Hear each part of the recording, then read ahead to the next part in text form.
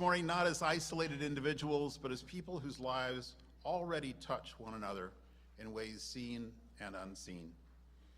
Whether we feel certain or unsure, rooted or in between, we are here, together, in person and on Zoom. And this morning, we're especially grateful for the many voices who make worship possible, especially today, while I'm glad to welcome Grace Hunter as our worship associate for the first time. Grace. Good morning. Welcome to Heritage Universalist Unitarian Church. Whether you're here in the sanctuary, joining us by Zoom, or watching a replay at another time, I'm Grace Hunter, and I'm serving as your worship associate this morning. Heritage is a Unitarian Universalist congregation in the Universalist tradition. We have no dogma or creed you are required to follow. We gather to nurture compassion, love, and community, and to grow together. If you are new to Heritage, a special welcome to you. If you come seeking acceptance of who you are, you will find it here. If you need encouragement on your path, you will find it here. If you need someone to hear your story, you will find them here. And if you simply need a safe place to sit surrounded by love, you will find it here. We invite visitors to sign our guest book and pick up a name tag from the ushers. If you'd like to learn more about Heritage or take a tour, our board greeter today is Sue Rahal, and she's in the blue sweater in the back with the gold name tag, who will be in the entryway after our service. At this time, it's a good reminder to please silence your cell phones and other devices so we can stay centered during our time together here. You should have received an order of service when you had arrived. On the back, you'll find announcements about upcoming events, and Reverend Bill has a few of those to share. There are tons of things happening around this place. And one that's coming pretty quickly, in less than 3 weeks, is the annual rummage sale. You know what makes that happen? Folks sign up to help out and to bring stuff to make that work. So we'd really appreciate you signing up by either using the QR code that you'll find on the door as you go out, or clicking on one of the links you'll find in the announcements that went out on Monday and maybe even your order of service. There's also a quick note of caution. If you receive an email that appears to be from me, asking you to purchase gift cards or send money through Western Union or otherwise, it is a scam. It is very unfortunate we live in a world where this is so prevalent, especially in faith communities. I will never ask for that by email, and if you're unsure about a message, either reach out to me or to Martha. Then after worship today, we're going to continue this morning's theme with a membership and belonging conversation.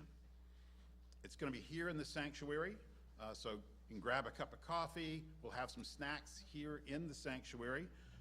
Whether you're considering membership, newly joined, or have been here for decades, and I see a few folks who have been here for decades, you're all welcome to stay with us to talk about what belonging looks like in this season. And now, Lacey, would you call us to worship?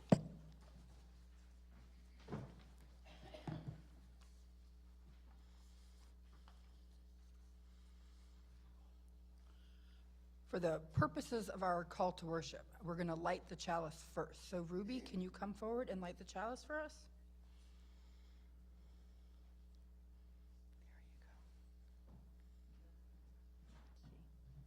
There you go. When we light our chalice, everyone focuses on the flame.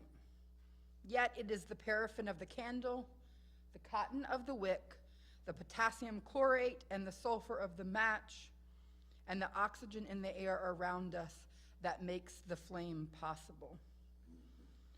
We are not called to be a lone beacon on a hill. Rather, we are meant to work together so that we might together shine. Let us now rise for our opening hymn, 188. The words will be on our screen, or you can find them in the hymnal. And after we sing 188, Come, Come, Whoever You Are, stay standing for our covenant. All right. So we're going to sing Come, Come, Whoever You Are 3 times through. First time through all together, and then times 2 and 3, it'll be around. You'll be group 1, you'll be group 2. It'll be fun.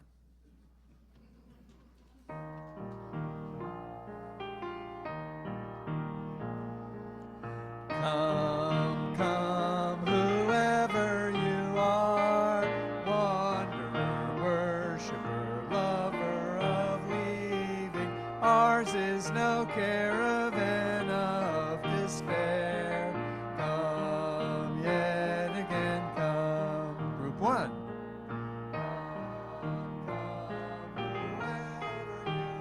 Group 2.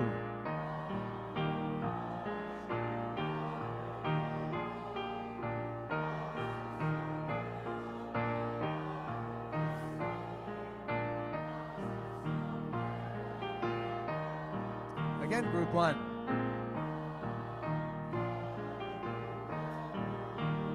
Group 2.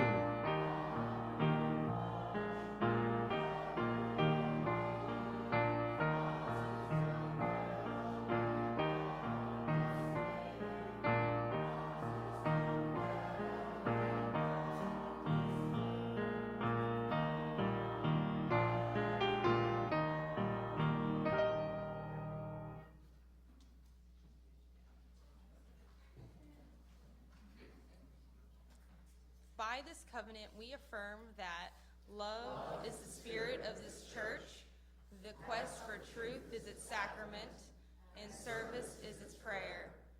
To dwell together in peace, to seek knowledge in freedom, to serve humankind in fellowship, to the end that all souls shall grow into harmony with the divine. Thus do we covenant with each other and with God.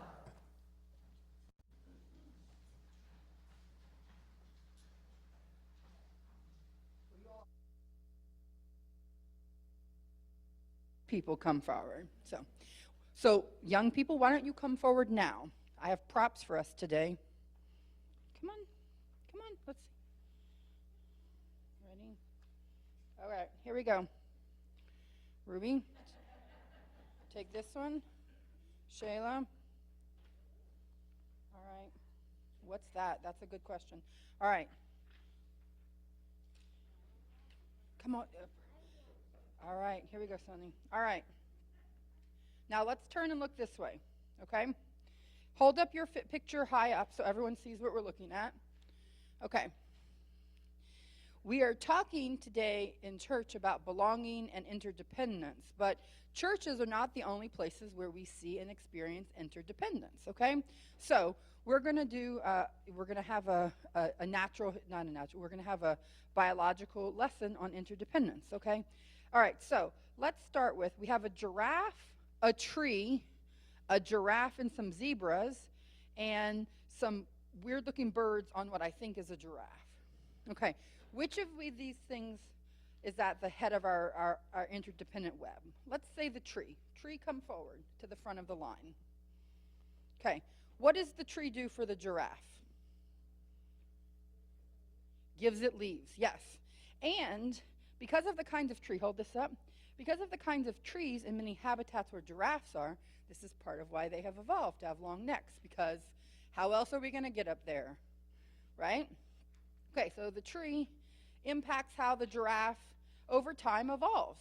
We have this long neck to get to these big trees and the tops of leaves. All right, very good. Now we have the giraffe. Does the giraffe live all by itself in its environment? No. Now, some things happen in this environment that the giraffe does not like. Like sometimes it gets fleas and other pests and ticks on its body. Is this something you think the giraffe likes? No, it actually has some adaptations. Its body has some adaptations, like its tail, which can be used as a fly swatter. But some other things happen. Which of these things you think tell us are part of what keep what keeps the giraffe pest free? That is a tick bird. And other birds like oxpeckers, they will live all over giraffes. All over giraffes. You might see so many of these all over the body of the giraffe. What is the giraffe doing for the bird? to it. There you go. It's feeding it with the ticks on its body. So the bird gets to eat, yay for dinner, and the giraffe gets to not have ticks all over it, yay for the giraffe. This is quite excellent. Now, the birds do one other thing. The birds are very sensitive to predators. Can't imagine why that might be. So what happens when predators come near? What do the birds do? They fly away. They're like, oh, I'm way up here on this neck. I can see that predator. No way I'm staying here. And so they jet. What does that tell? Who does that send a signal to? Yes, the giraffe, but who else? The zebras, right? So the zebras often stay close to the giraffes in the environment because the birds on the giraffe alert them and the giraffe when there are predators. Okay, that is to say, all of these separate things in this environment have a job to do, and they help one another. This is a community of mutual benefit. This is what interdependence looks like. And each of their lives is less good without the rest of it in it. Okay? Nature can teach us lots of things about learning about interdependence and how we are connected to other things in our environment. So let's remember the giraffe this week. Okay? And we're going to leave you with a blessing. Okay? So, congregation, repeat after me. We leave you with this blessing. We will provide you nourishment like the tree. We will provide you nourishment like the tree. We will keep you pest-free. We will keep you pest-free. And we will alert you to danger. And we will alert you to danger. All in love. All in love. Amen. All right, now out to the...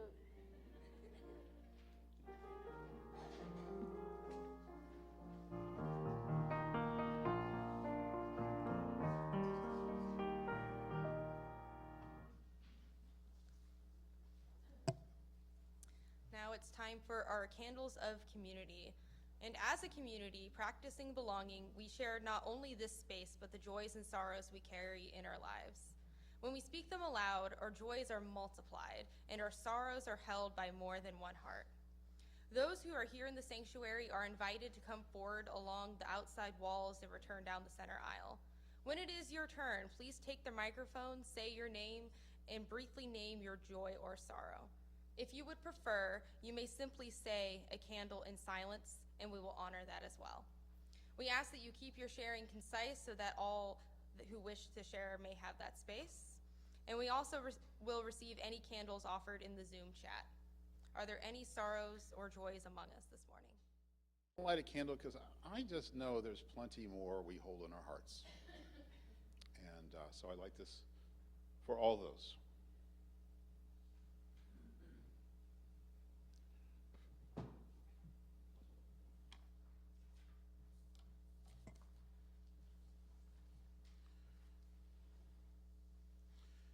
In that vein, I would invite us into a time of reverence.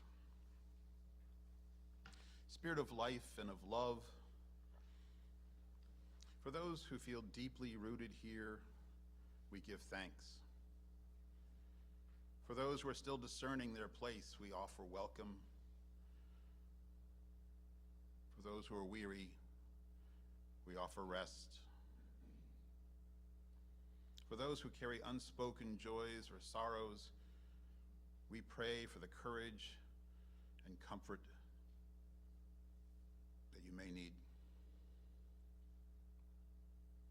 Remind us that none of us walks alone, that our lives are woven together even when we forget. Help us practice belonging with patience and grace. Help us listen more than we speak.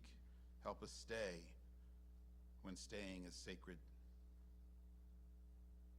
We hold these prayers in the quiet of our own hearts. And now let us enter into a brief silence together.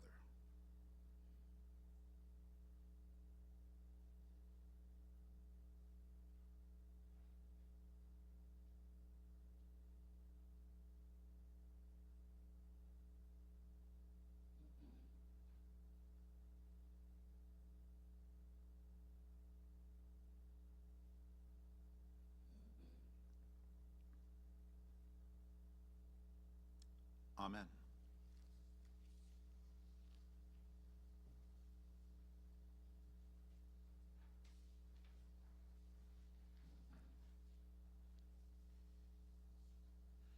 I think we have a short video to share.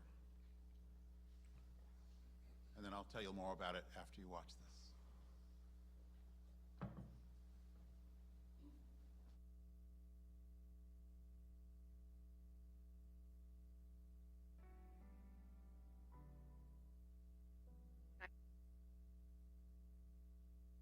I met my first family in 2008.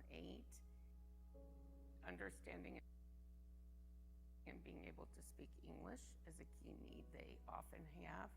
Need vaccinations before they can start employment or put their children in school. They need help with connecting to attorneys. Housing is another big need. People need to be welcomed here by a community versus just put in a place and figuring things out on their own. The best we can do with any human being is offer them peace and security in a chaotic world that's dangerous. And I think Heartfelt Tidbits does that in a million ways.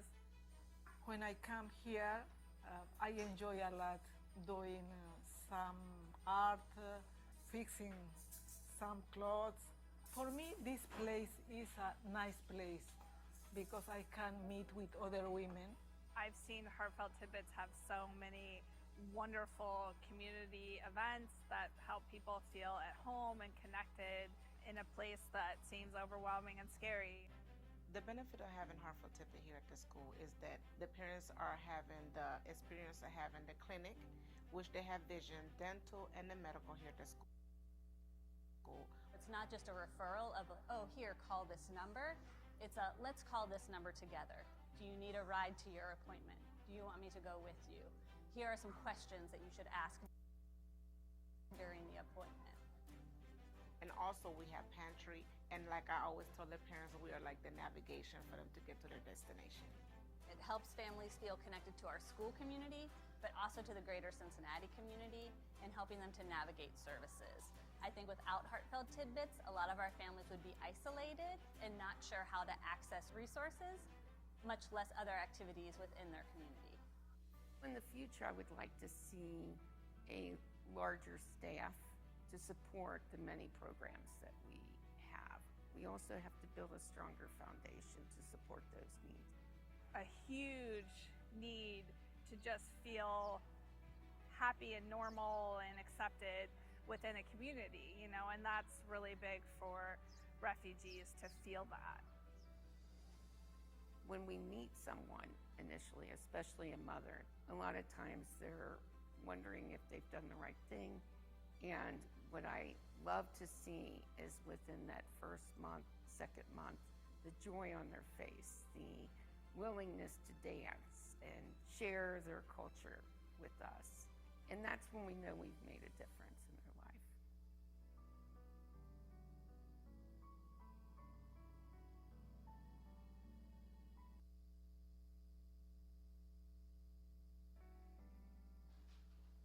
We are not isolated beings. We are connected in miracle and mystery to everything else. And so to honor that, this church gives away 100% of its plate offering every Sunday to a worthy nonprofit. This week's offering will go to Tidbits. Please give generously.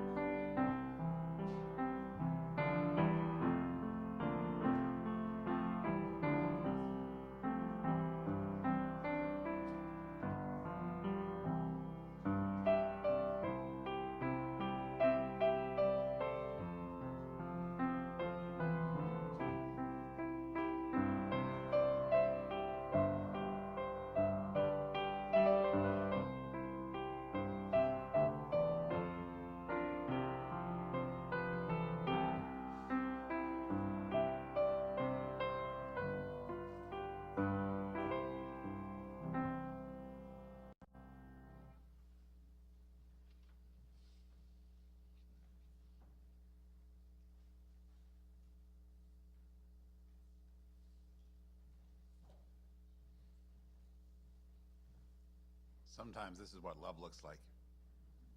Thank you for generosity. The other way love looks sometimes is when I can look out among you and see someone who I've known for a long time, one of those folks who's been here for decades, and be able to say, hey, Russ, would you be willing to read something really special to us?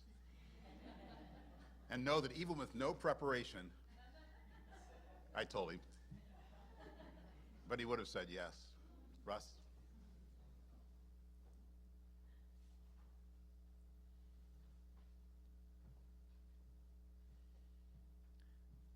Thank you, Bill.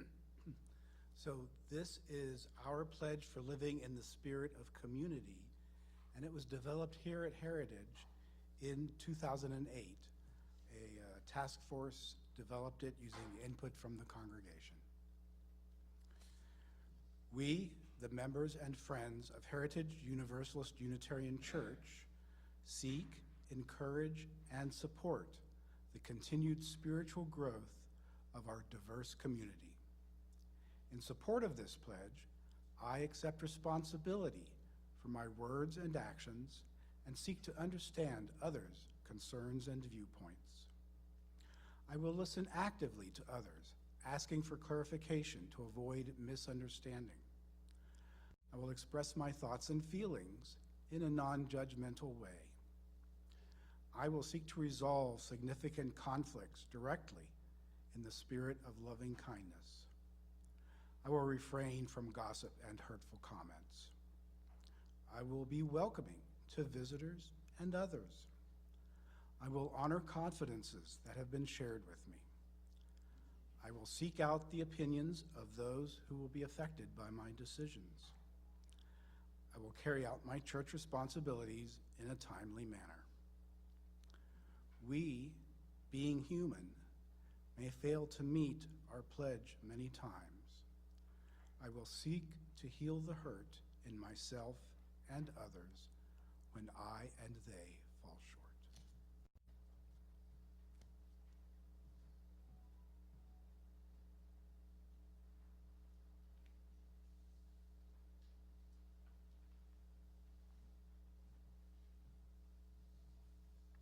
Thank you, Russ.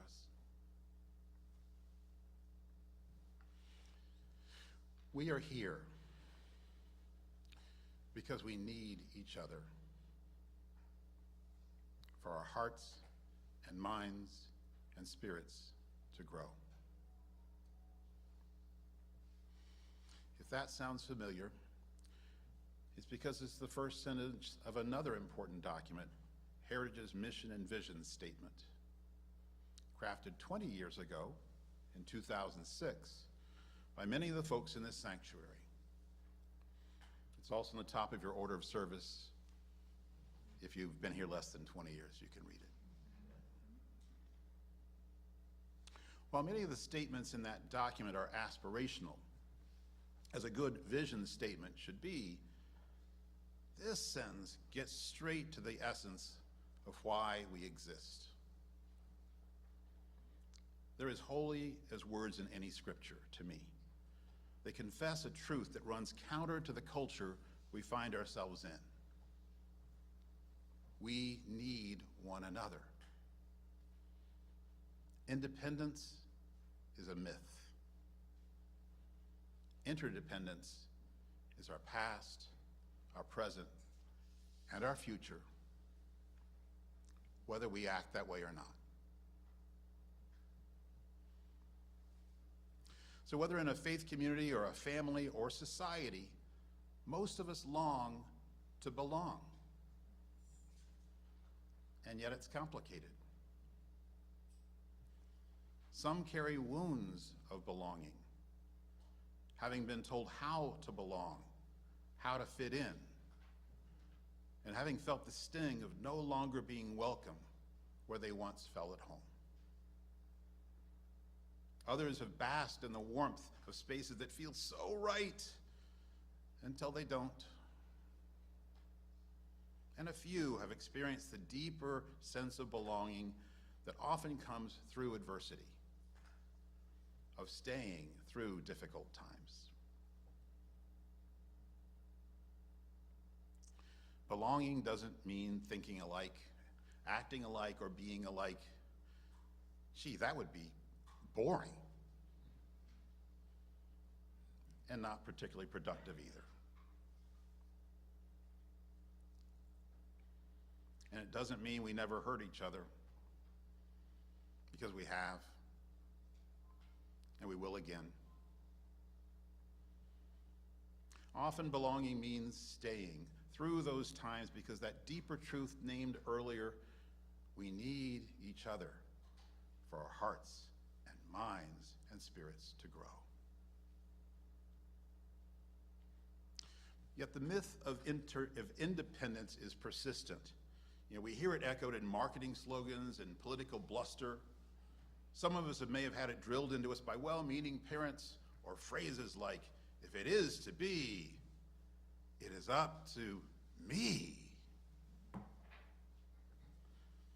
Yet science, for those of us who still trust it, makes it plain. Everything depends on something else, and on something else beyond that. The tick birds and the giraffes. Likewise, in community, we shape and affect one another. There are no self-made persons. We are co-creative beings, formed by the actions and inactions of others as much as our own, molded by how we respond in relationship to our environments and to one another. At its best, this is beautiful. And even at less than its best, it is still reality. From our 7th UU principle, it speaks of to the interdependent web of all existence of which we are a part, to our covenantal tradition, where we determine our own futures, not those on high. We're rooted in the possibility of belonging. Yet belonging is not automatic. It's something we practice together. I don't know about you, but I often just want to do without practicing.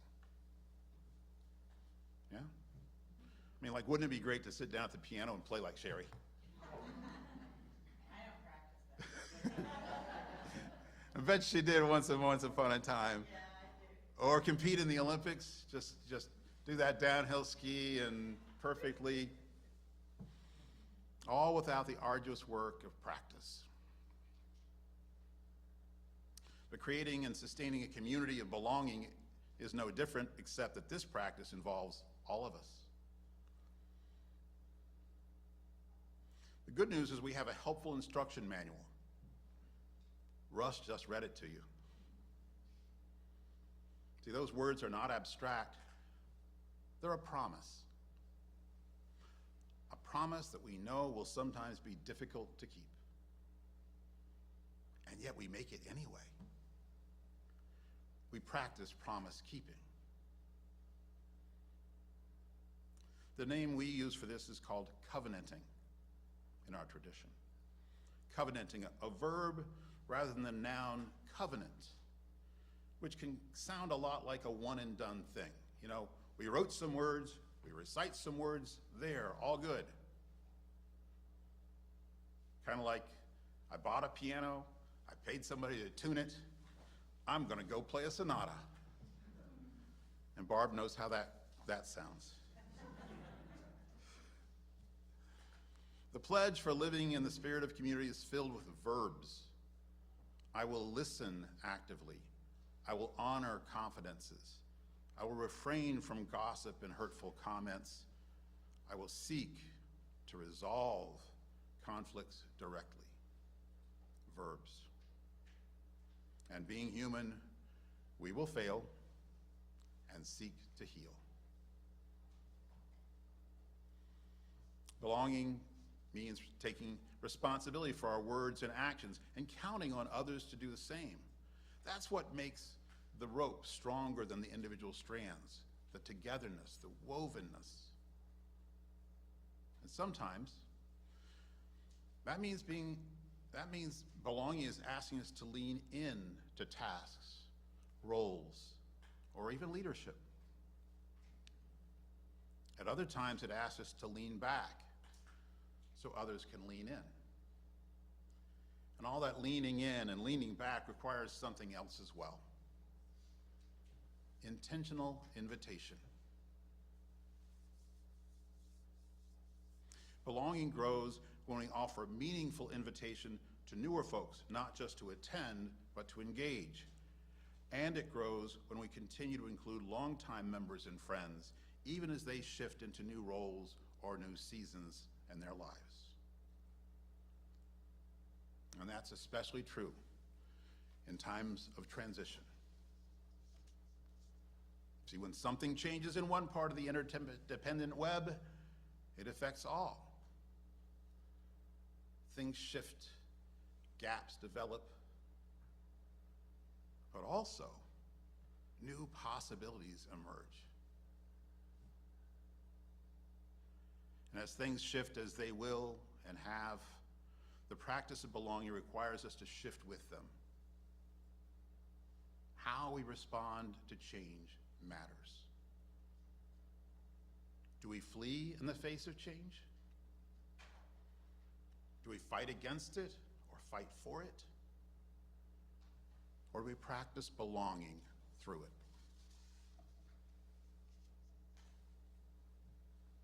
Staying is often the more sacred path.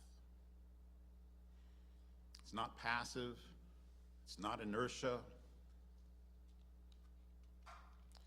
In a faith community like ours, it is sacred work.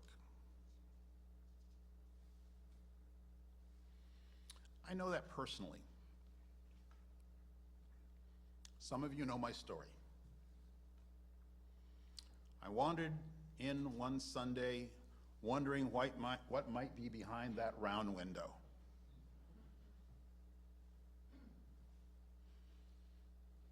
I signed the membership on that altar. I was invited into conversation, into committees, into community. And it was often in those conversations, at coffee hour in the Heritage Room, or in meetings that ran way too long, that belonging developed and deepened.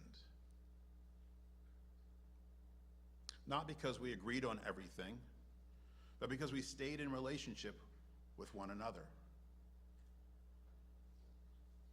And I found a lot of love here. And one very special love, who said, "I do" with me, right there. The same place where this congregation dedicated my kids 26 years ago or so, and less than a year ago where I was ordained by this congregation.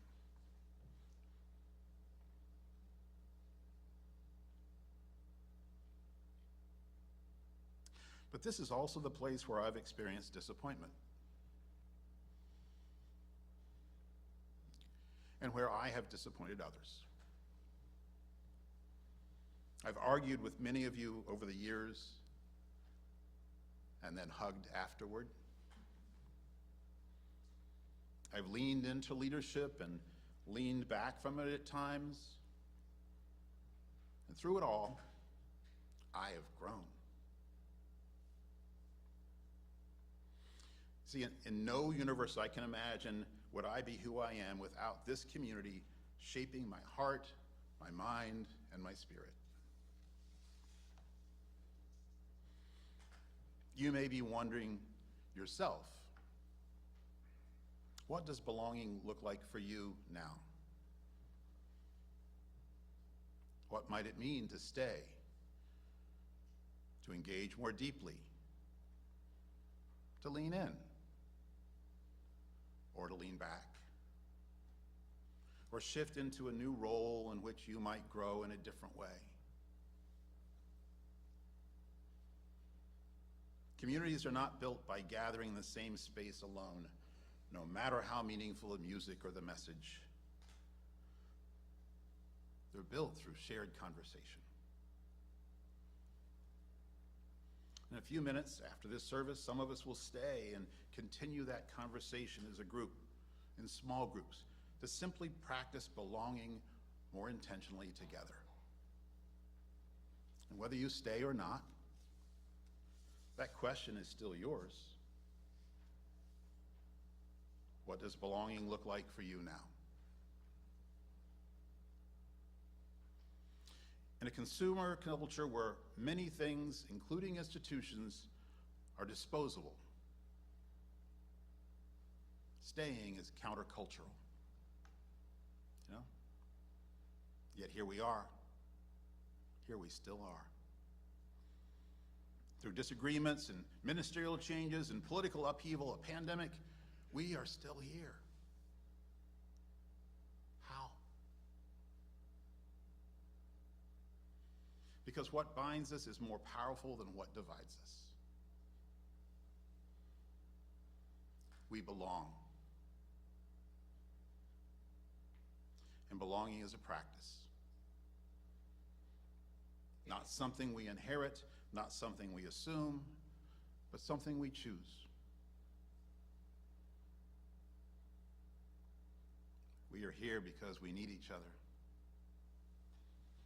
So let us continue practicing with intention, with courage, and with care.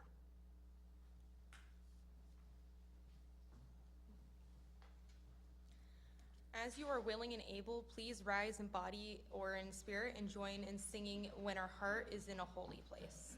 As we sing the final verse, we'll begin to gather around the sanctuary as a simple reminder that we do not journey alone.